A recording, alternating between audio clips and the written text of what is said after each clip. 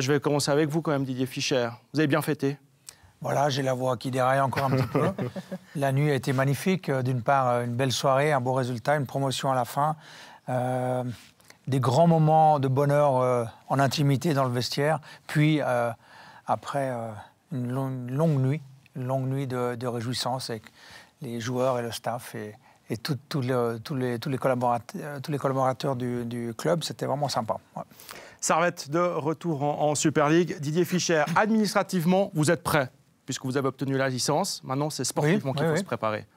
Oui, sportivement, mais je dirais même administrativement. Je pense que le saut Challenge League, Super League, c'est un choc qu'on va devoir déchiffrer, qu'on va, si possible, anticiper. Et c'est vrai d'abord au niveau sportif, mais c'est aussi vrai au niveau structure. Donc il faut étoffer, il faut être sûr que dans tous les compartiments de jeu, que ce soit l'événementiel, l'organisation de matchs, sécurité, voilà, tous ces compartiments-là, l'événement est quand même plus gros d'organiser un match en Super League qu'un match en Challenge League, ne serait-ce qu'au niveau spectateur. Donc voilà, on se renforce partout, mais tout est prêt. Voilà. Quels objectifs vous fixez déjà pour la saison prochaine? On imagine que c'est le maintien forcément, mais à plus long terme? Forcément, mais jouer le maintien, c'est jouer la peur. Alors c'est vrai qu'on aurait raison de penser comme ça quand on voit que 7 clubs sur 10 dans la Super League sont menacés de relégation. Je caricature un peu. C'est-à-dire qu'il n'y a pas un entrepreneur raisonnable sur cette planète qui va mettre même 5 millions de francs en sachant qu'il a 75% de chance d'être relégué. Donc c'est un jeu très dangereux. Mais essayons de ne pas jouer la peur.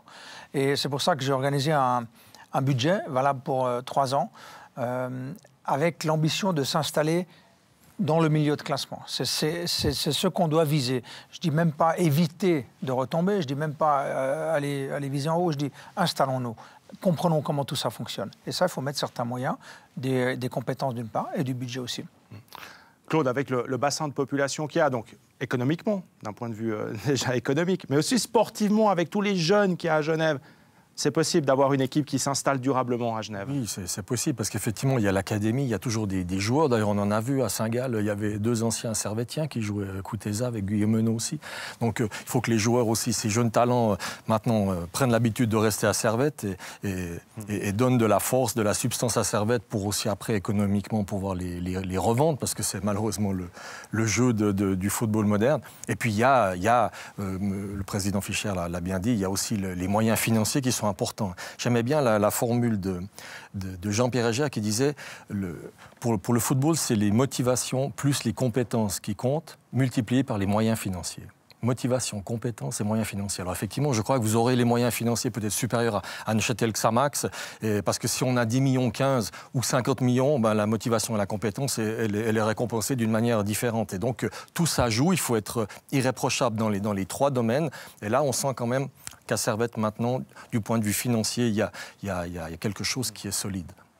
Cette situation, Fabio Celestini, vous l'avez connue avec Lausanne. Montée de Challenge League à la Super League. Quel conseil vous pourriez donner aujourd'hui à Servette pour justement réussir ce saut? Parce que c'est un vrai saut.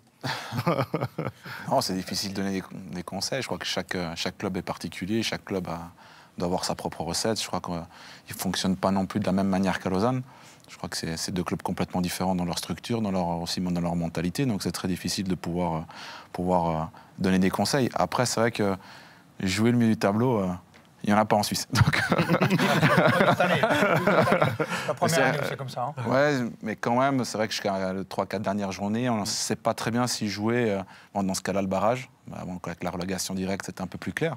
Mais c'est vrai qu'avec le barrage, il faut faire une 40aine de points, quoi. Donc c'est sûr que d'être entre l'Europe et le barrage, c'est souvent très difficile de se placer. Donc simplement de faire les choses... avec cohérence, avec la ligne de conduite qu'ils ont eue jusqu'à maintenant qui a bien marché, donc il n'y a pas de raison de changer. Et puis effectivement, je suis d'accord aussi avec Claude, des 3 facteurs très importants pour un club pour pouvoir se maintenir de façon pérenne en Super League. Fabio, vous auriez pu être l'entraîneur de Servette cette saison. Vous auriez pu? J'aurais pu, oui, j'aurais pu. Et ça, c'est pas fait? Non, ça a plutôt bien marché. Oui, en l'occurrence, on va pas blâmer Didier Fischer. Mais, ils ont plutôt bien fait. Voilà. Vous avez peut-être fait aussi bien, en l'occurrence. Qu'est-ce qui vous manque alors, sportivement maintenant? Parce que voilà, il faut la renforcer, cette équipe. On voit bien, on ne peut pas tenir la route en Super League si si on garde l'équipe de Challenge League? Non, je crois qu'on a quelques exemples qui nous démontrent qu'on ne peut pas faire un saut pareil avec le même budget et la même équipe, même si l'équipe a été très valeureuse et a démontré sa force et sa compétence sur le terrain. Je crois qu'on est obligé de raisonner et anticiper déjà. Chaque ligne doit être renforcée. Dans chaque ligne, il faut un véritable patron, il faut quelqu'un qui a l'expérience, qui a la capacité d'augmenter le niveau de jeu de ceux qui jouent avec lui.